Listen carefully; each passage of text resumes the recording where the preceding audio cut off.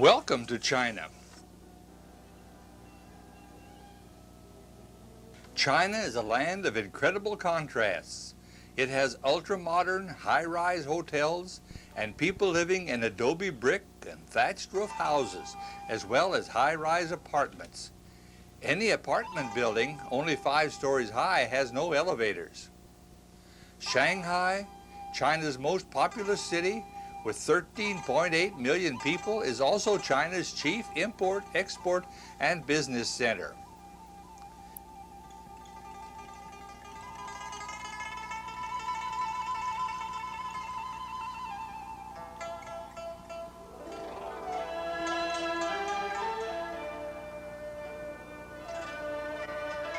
Many gardens grace the landscape of Shanghai. Only a few of them are open to the public. Most of them are privately owned. These gardens are refuges or retreats for their owners, a sort of summer place retreat where peace, tranquility, and beauty abide. They all have rock formations called rockeries.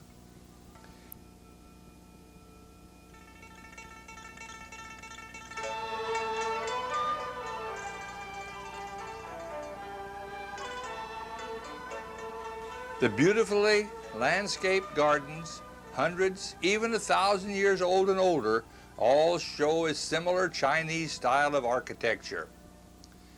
The houses, always opening to the south, universally have upturned eaves, highly decorated with immortal and mythical animals. These are signs of good luck. Geometric patterns abound. Pools with golden fishes, arching bridges, exquisitely trimmed trees, and carefully landscaped areas are in all gardens.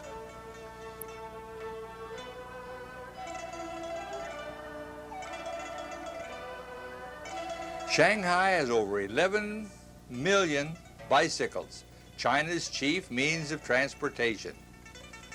China, with 1.2 billion people, 1/4 of the world's population, living in it, has over 800 million bicycles.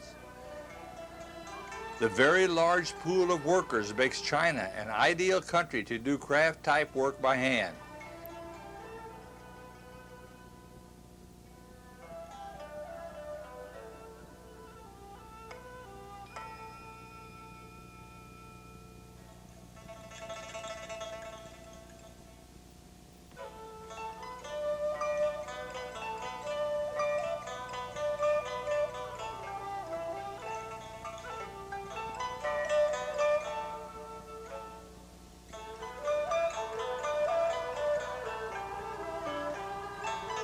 Hand-woven rugs are one of the well-known products of Shanghai.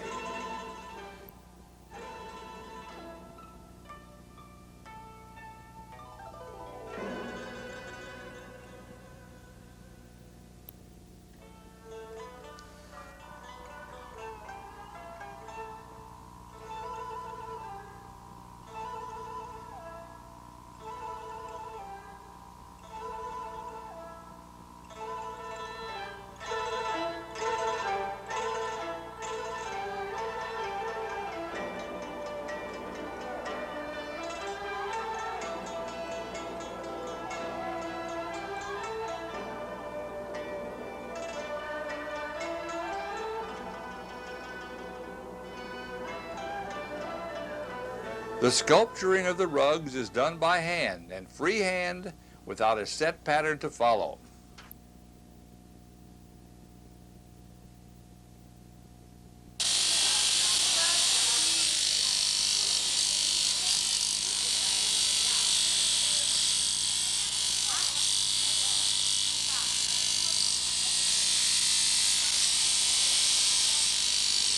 The pattern on one side of the rug is not at all similar to the pattern on the reverse side.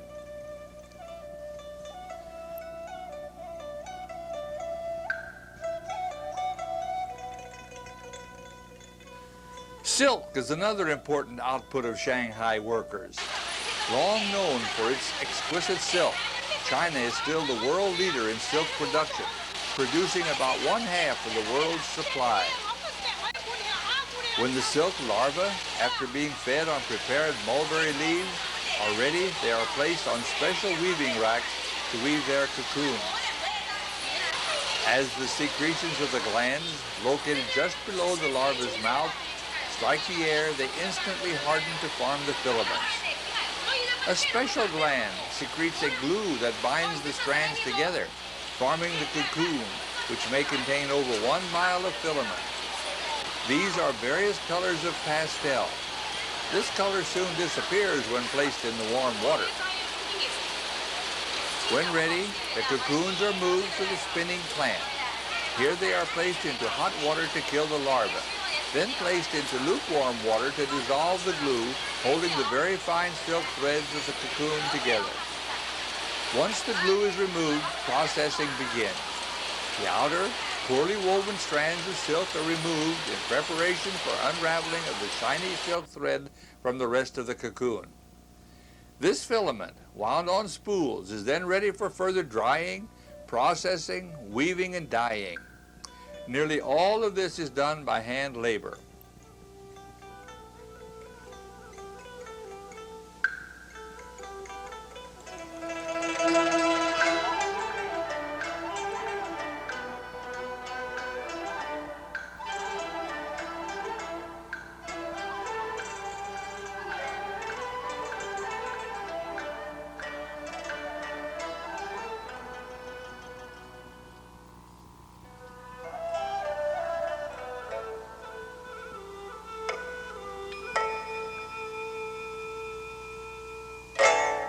The luminescent silk is woven into fine cloth, ready for further processing.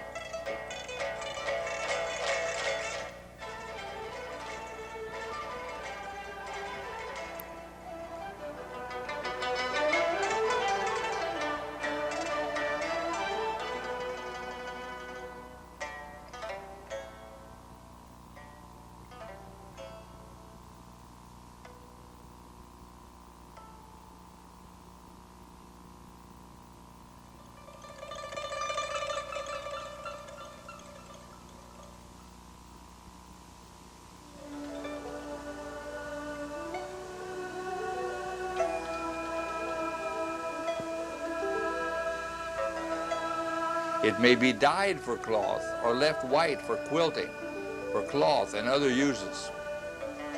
The number of silken strands determine the density of the cloth so woven. Normal silk thread has 5 to 8 strands twisted together. The embroidery plants produced exquisite handmade embroidered screens that display patterns on both sides.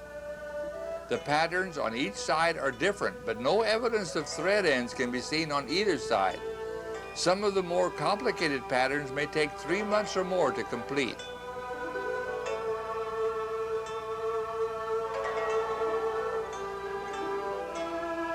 Shanghai has established a world-famous children's palace where children aged 6 to 16 can attend special classes after their regular school classes.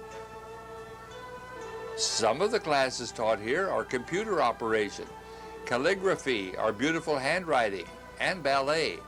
They also teach the playing of special musical instruments, such as the very ancient erhu, an instrument played over 2,000 years ago.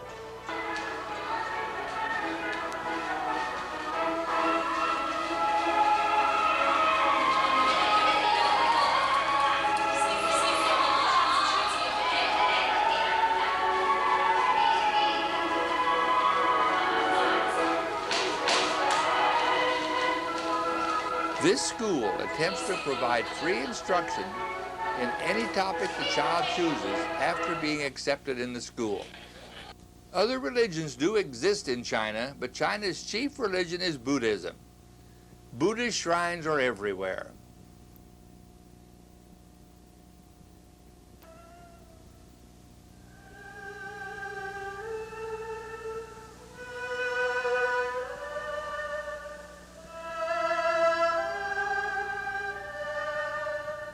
An active shrine always has smoking offerings being offered up to the heaven to take their prayers and wishes to their gods. Priests usually attend the Buddhas and the shrines.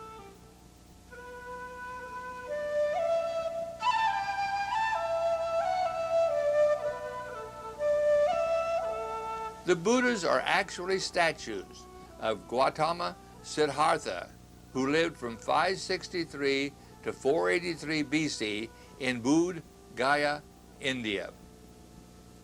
Two English words have their roots in Buddhism. They are forbidden and ombudsman. The Chinese do not want pictures of their Buddhas to be taken. They believe that a photograph will take the Buddha's spirit. This is a belief held by many primitive people throughout the world. The Chinese people are certainly very intelligent, but they do hold many ancient beliefs and traditions, such as the rising smoke and photographs. It is interesting to note that communists in most countries condemned all religion, destroying churches and temples. Yet China Buddhist temples were not destroyed. Buddhism is not a true religion as Westerners think of religion. It is a doctrine. The word Buddha literally means forbidden in English. In India, it is interpreted as being enlightened if you do not do certain things.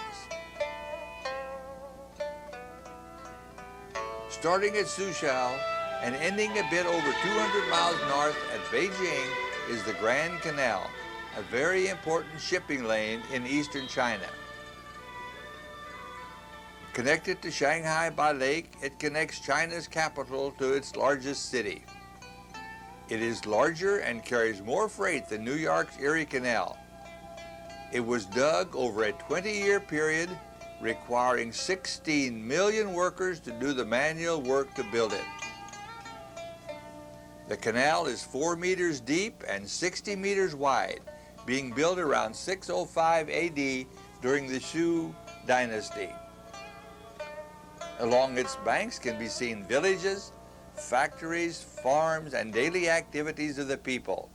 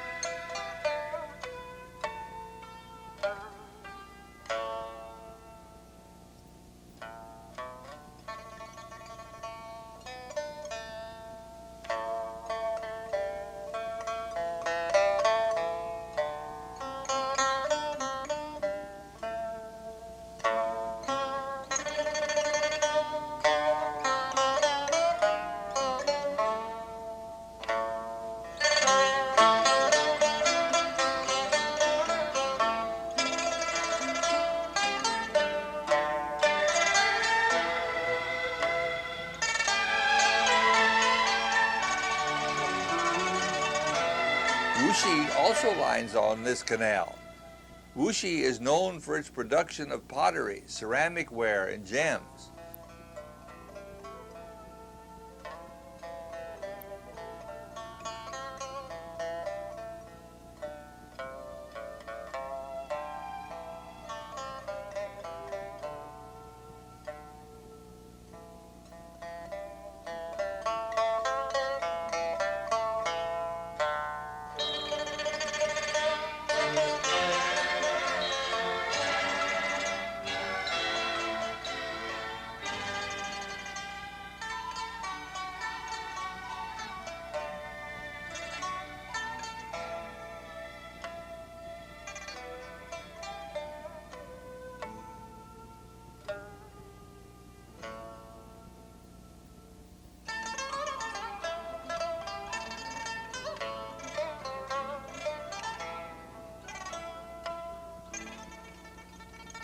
Hand-painted pottery is one of its chief exports.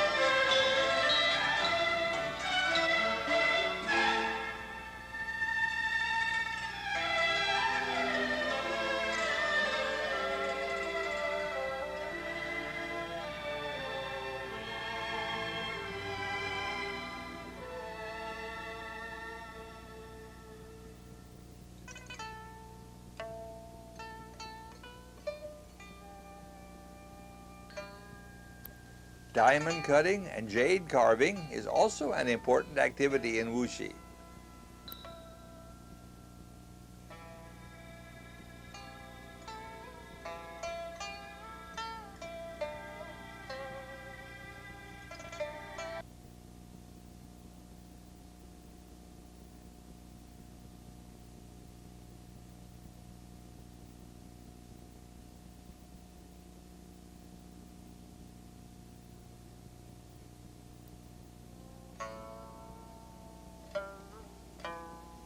Since this entire area of China is part of its silk production center, silk is another important Wuxi product.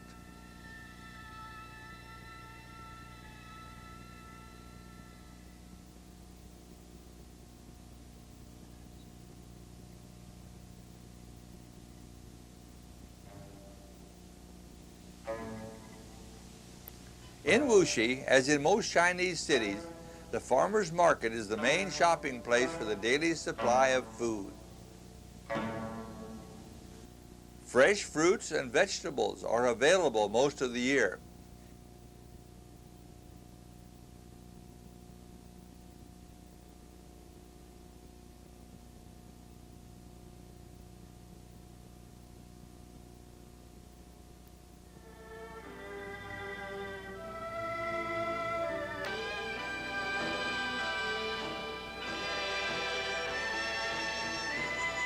Here too are available fresh meats of all kinds.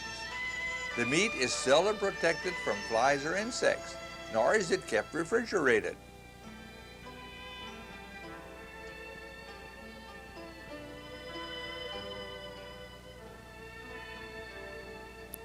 Probably more goods is carried on tricycles in China than by any other means.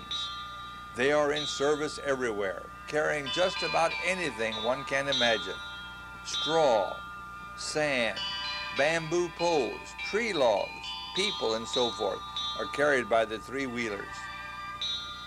The jit-rickshaw, or rickshaw as it is commonly known, is no longer seen in China. Licenses are required, but they can no longer be obtained. It is considered too demeaning for one person to pull someone else in a cart. Passenger-carrying tricycles are everywhere. An occasional honey wagon can also be seen, collecting from apartments fecal material to be used as field fertilizer. In 1980, 10,000 tons of this night soil was collected and hauled to farmlands daily.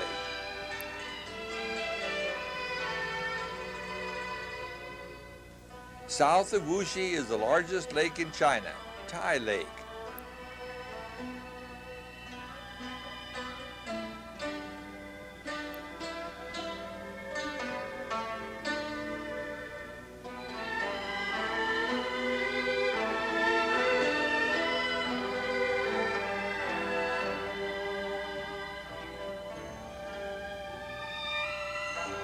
A boat ride south across the island Dusted Lake and a 2-hour bus ride ends in Hangzhou, another beautiful city of 1.3 million people and silk production.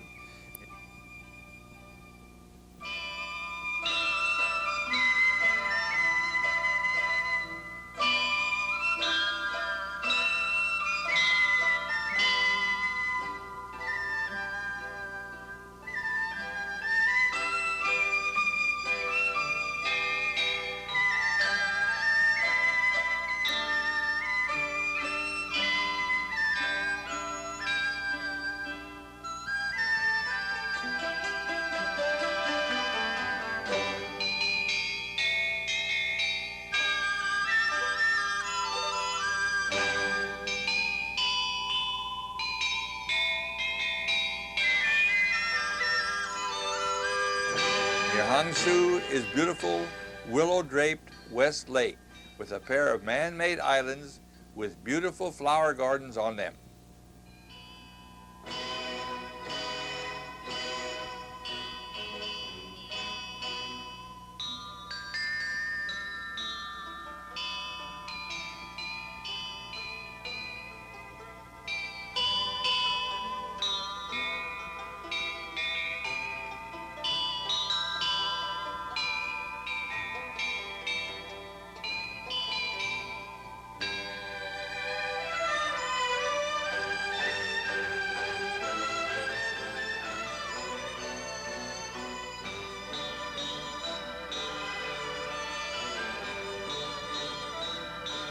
The islands were built from silt taken from the bottom of West Lake.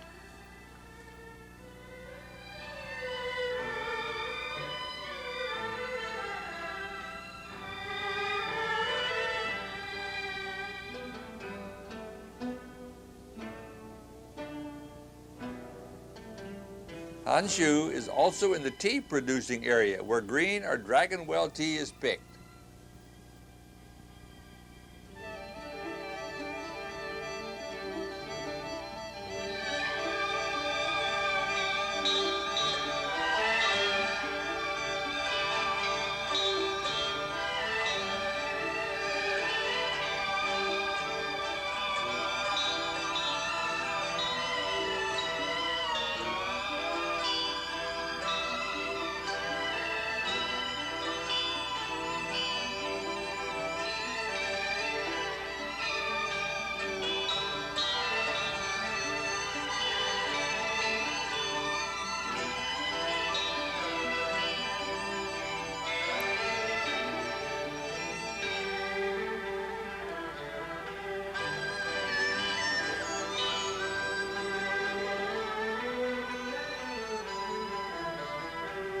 Flight from Hangzhou north to Beijing takes about 1.5 hours. Beijing is about the same latitude as Chicago. Beijing, formerly called Peking, is China's capital. The name in English means northern capital. Xi'an was its capital during earlier times.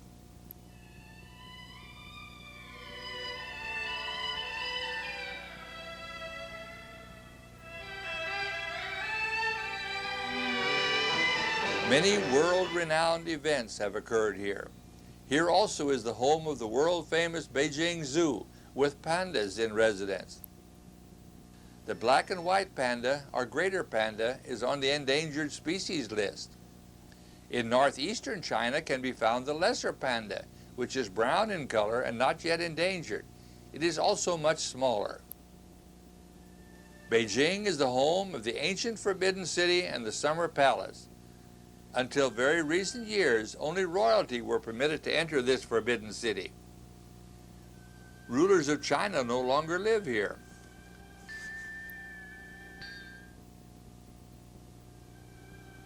Beijing has a long, nearly 1/2 mile in length, covered walk or arcade with beautiful pictures on its ceiling and some side panels. At the end of this long walk is a marble boat anchored in a nearby lake.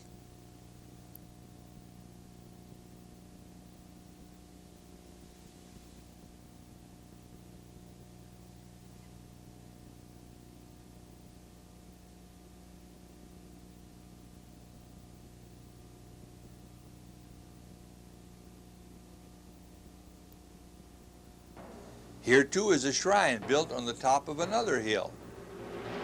In the heart of Beijing is the all-wooden Temple of Heaven, made of wood from the U.S. West Coast. No metal was used in its construction. The emperors worshipped here in the early morning to ensure a good harvest.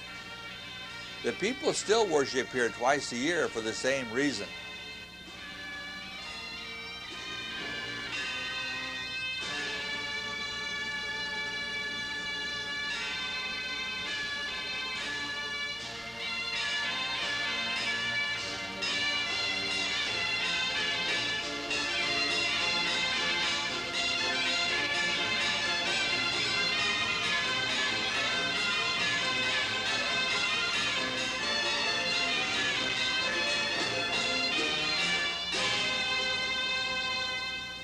About an hour's drive by bus north of Beijing is the Great Wall of China.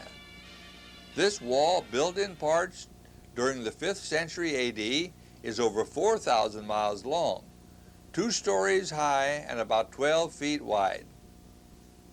It was originally built in sections. Then the sections were joined to form the whole. It was built to keep the Mongol hordes from the north out of China. But of course, this wall failed, as have all other walls man has ever built for such purposes.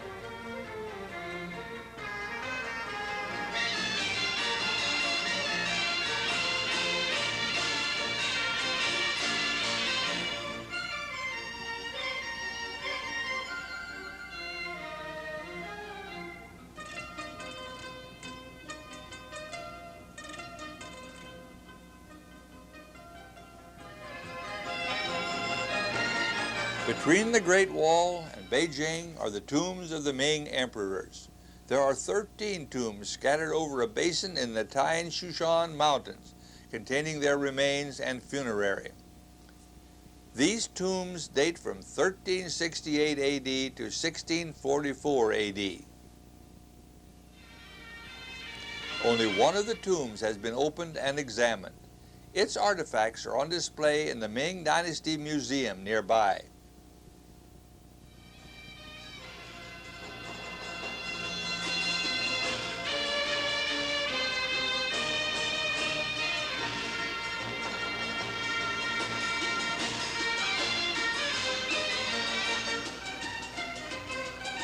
A long road leading to the tombs is guarded by large statues and by large animal replicas of both real and imaginary beasts.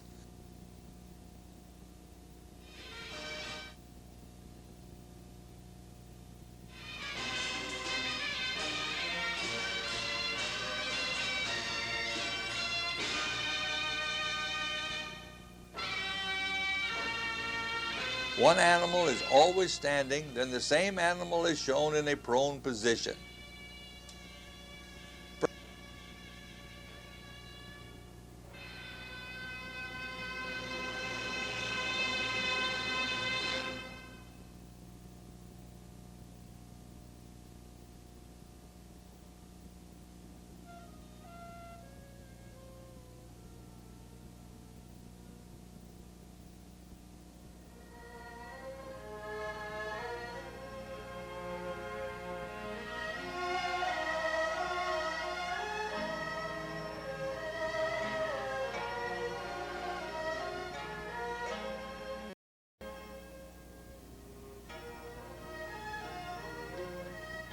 Perhaps the most famous of all Beijing spots today is Tiananmen Square in the heart of the city.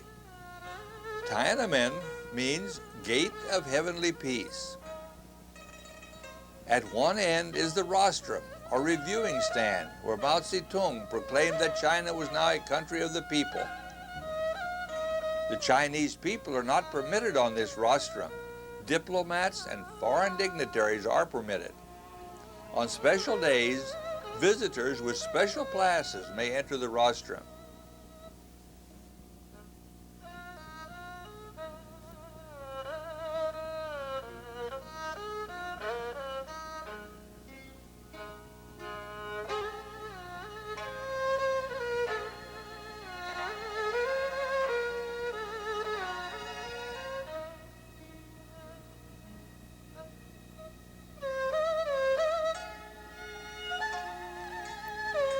The entire Tiananmen Square is beautifully illuminated at night with colored lights on fountains and large floodlights illuminating the entire vast area, capable by some estimates of holding 2 million people and covers 100 acres. It is 500 yards across and about 1,300 yards long.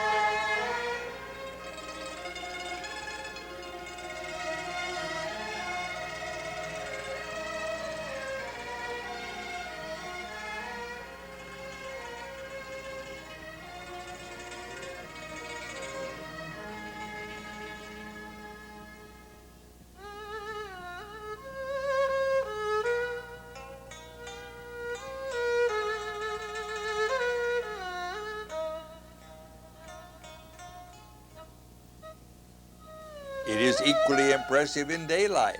Crowds always seem to be present. They are flying kites, strolling around, visiting one another and parading.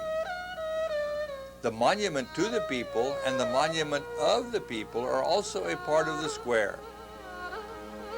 Mass rallies have been held here, such as the Freedom Rally held in June of 1989, when tanks were used to disperse the crowd.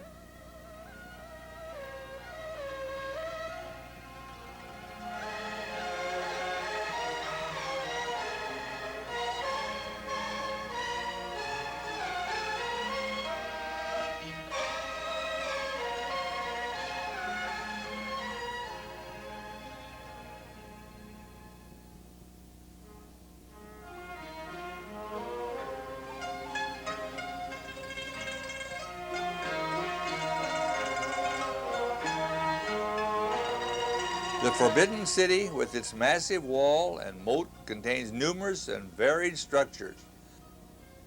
Most of them have upturned eaves with guardian figures on them to ward off evil spirits.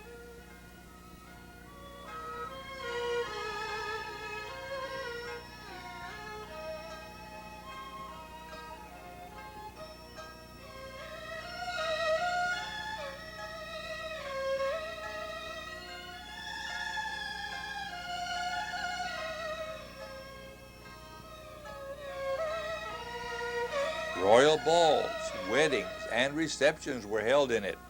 The emperor also kept his concubines in these luxurious dwellings.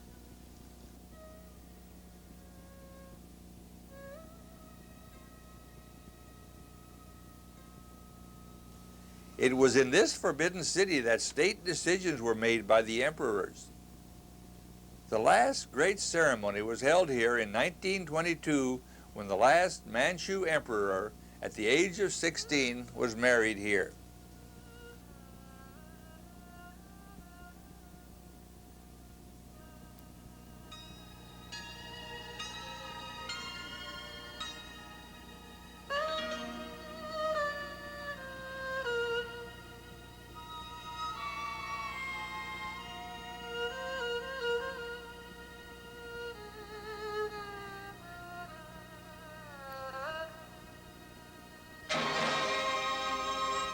Xi'an, 600 miles to the southwest of Beijing, was for many years the Chinese capital city.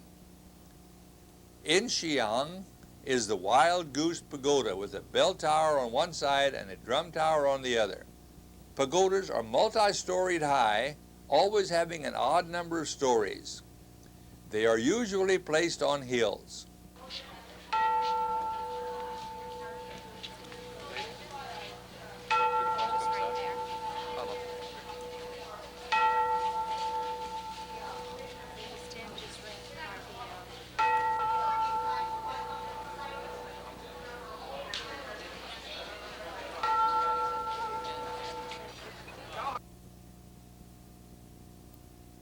Xi'an is famous for its black lacquer-painted room screens.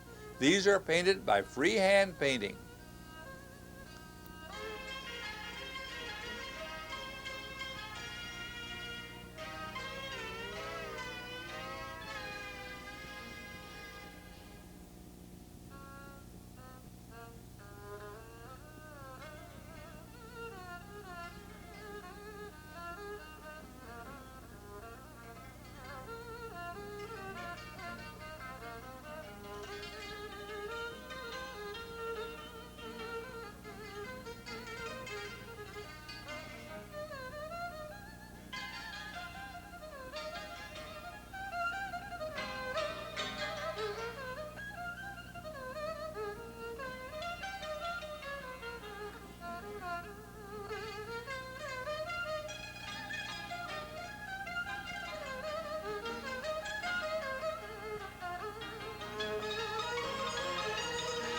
A hot spring, Huagin Hot Springs, lies in the center of the city.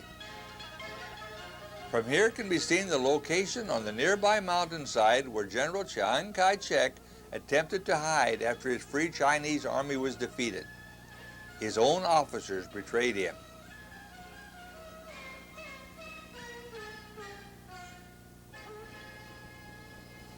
Xi'an is also the city close to the unbelievable terracotta army discovered by some well-digging farmers in 1974.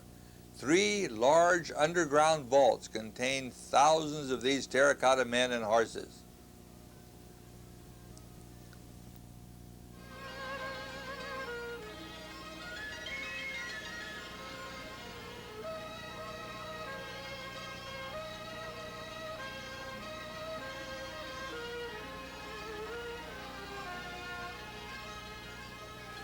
A dinner show may end a delightful day. Let's enjoy a bit of one.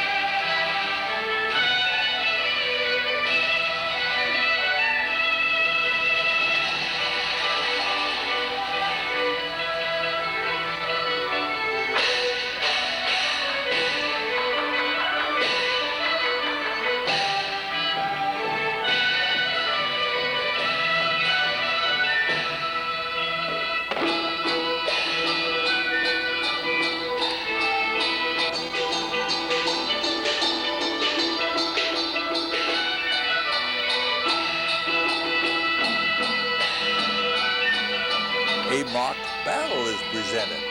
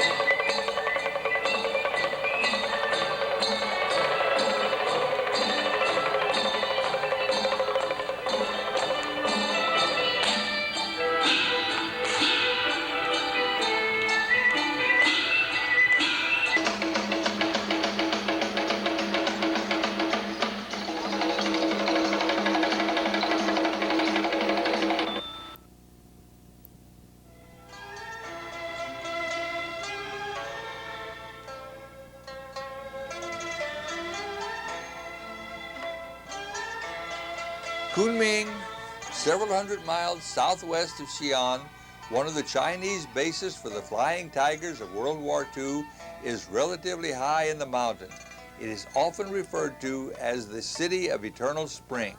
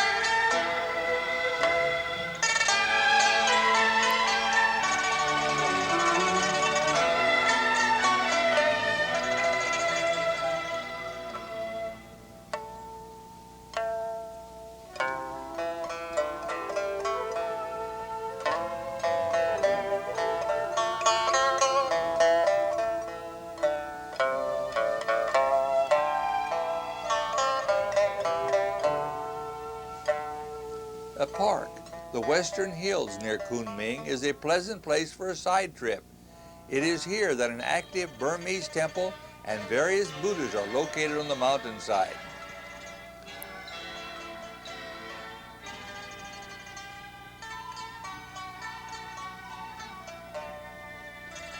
Kunming has a bronze museum where bronze artifacts over 2,000 years old are on display.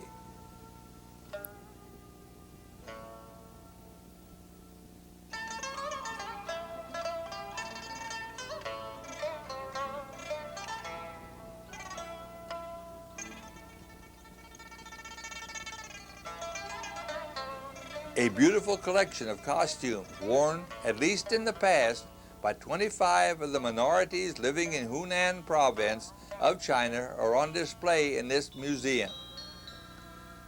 China is said to have 55 minorities. They are all Chinese, but of lesser numbers than the main population.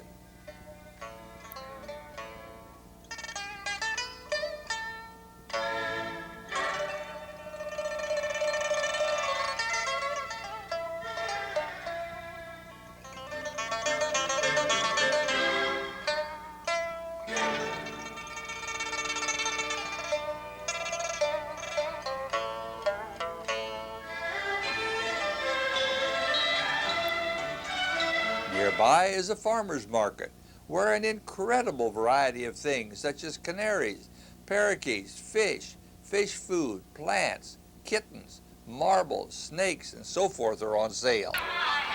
The Red River Restaurant in Kunming, besides serving Chinese food, has live entertainments. Many dining rooms in the better hotels and restaurants have small combos for the pleasure of the guests.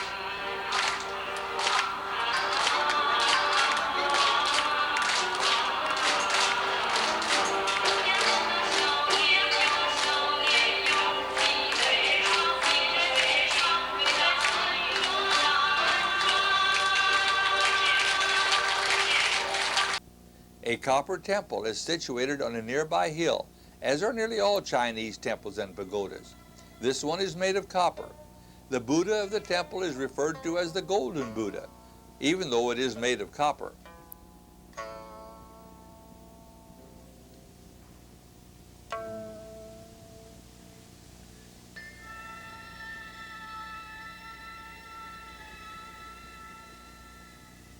Nearby, on up the hill, is a large bell tower containing a large 14-ton copper bell.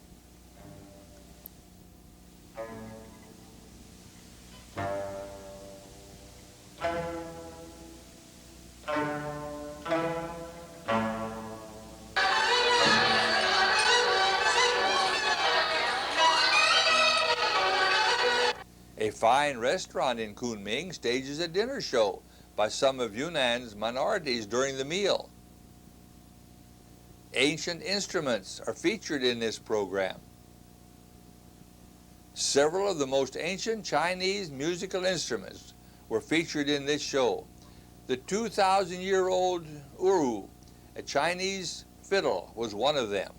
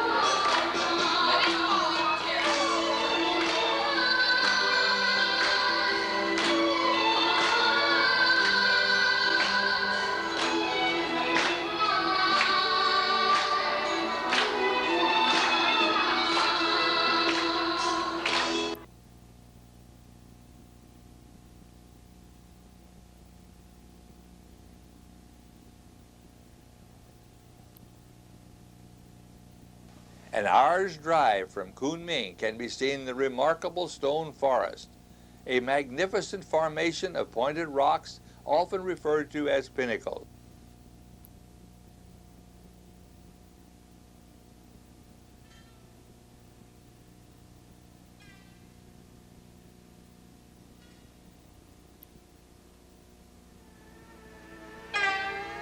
A stroll through these pinnacles takes one into another world, seemingly remote from the real world of roads, bicycles, noise, heat, people, and so forth. Interesting rock formations, such as the Crocodile Rock,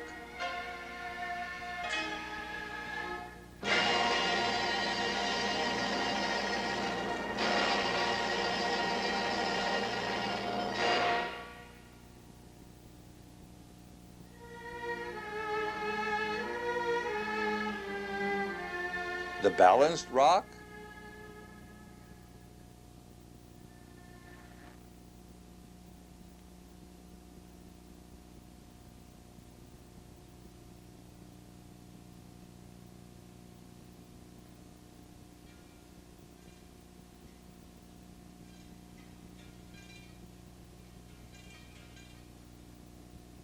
and Napoleon's cap around every corner.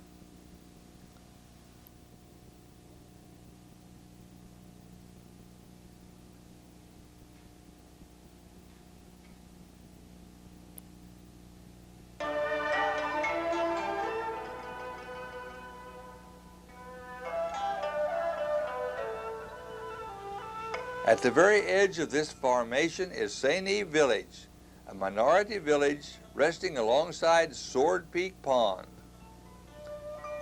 Life in this village has changed little in recent years.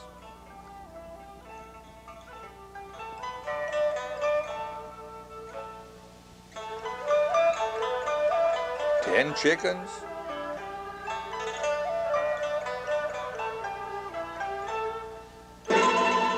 children play, wonder, and grow up.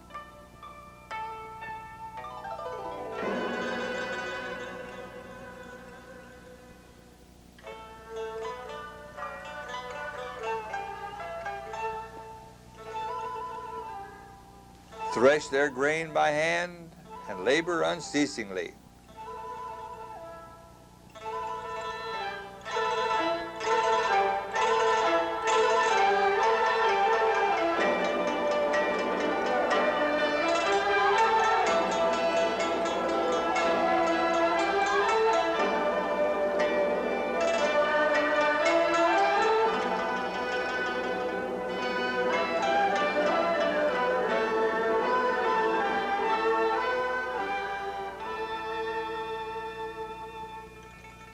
Corn is hung in the trees or on roofs to dry.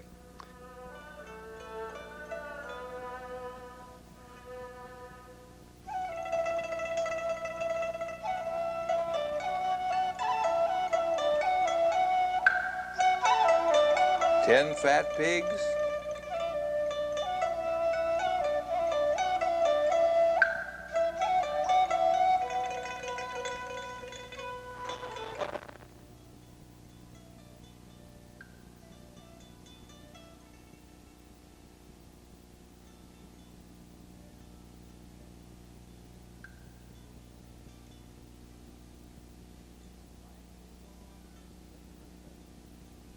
life goes on at the regular place.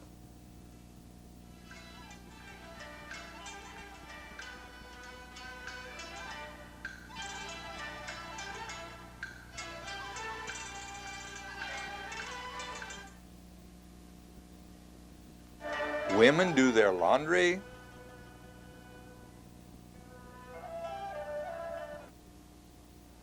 Guilin is a gateway city to and from China. It lies northwest of Hong Kong. It is the northern end of the old Burma Road of World War II fame. Guilin lies on the Li River, a popular river for scenic cruises. The Li River flows through very interesting rock formations and low hills.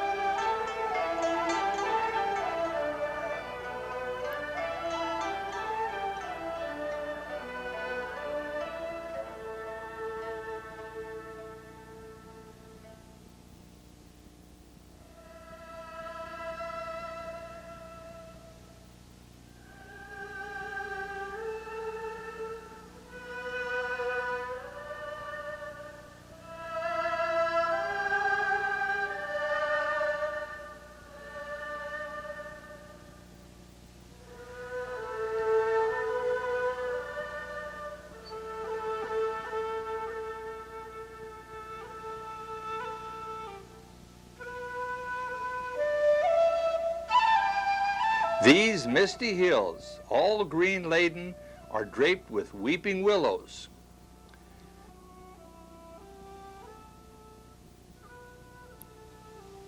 Peacock bamboo,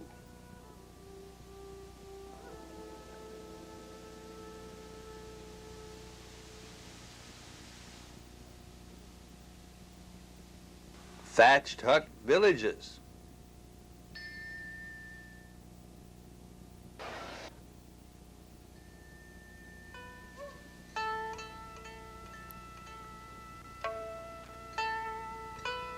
herds of water buffalo,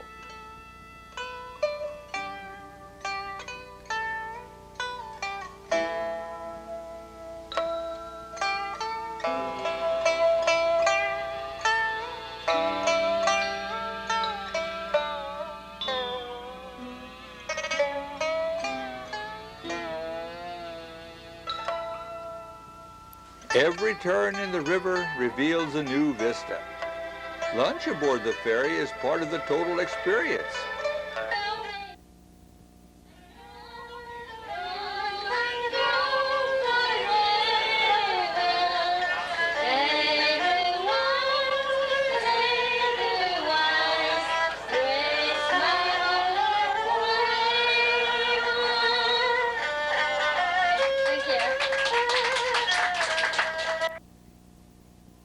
Guilin's International Airport to Hong Kong, Communist China is left behind. The free world lies ahead. Hong Kong is a bustling city by day and by night. The name Hong Kong literally means the new Kong, or new community. It is the gateway to the old China.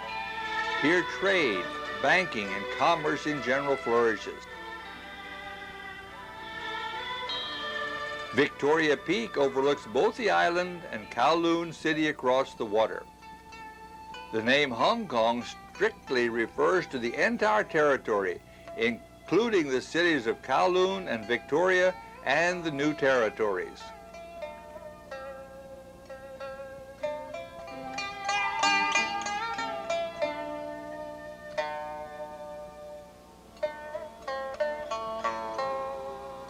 Hong Kong Harbor, one of the finest in the world, is also one of the busiest. It is here that water people have lived on their boats for hundreds of years, raising generations of children. Victoria is the most densely populated city on earth, with upwards of 460,000 people living per square mile in it in 30-story high apartments.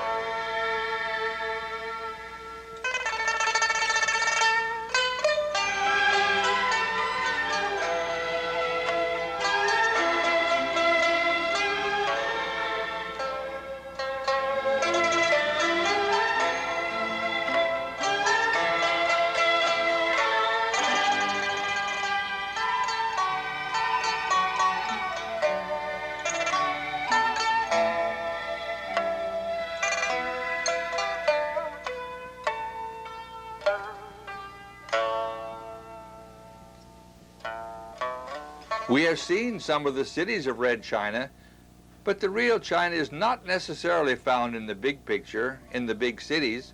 The real China is to be found in the fields, on the back roads, side streets, and marketplaces. Rice production is one of the mainstays of China's farms. Rice seed is sown in small patches where it grows from perhaps a month, then is transplanted by hand to waterlogged paddies to grow into maturity for a November harvest.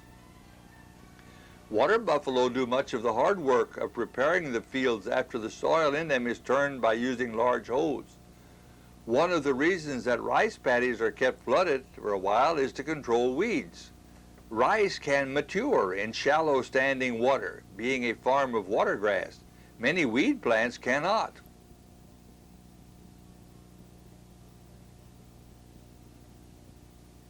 Grain is usually cut by hand using hand sickles. It is then tied into bundles for hauling and threshing, which is also done by hand. China is a large, diverse country. Let's look at some of the sights and sounds of this ancient land.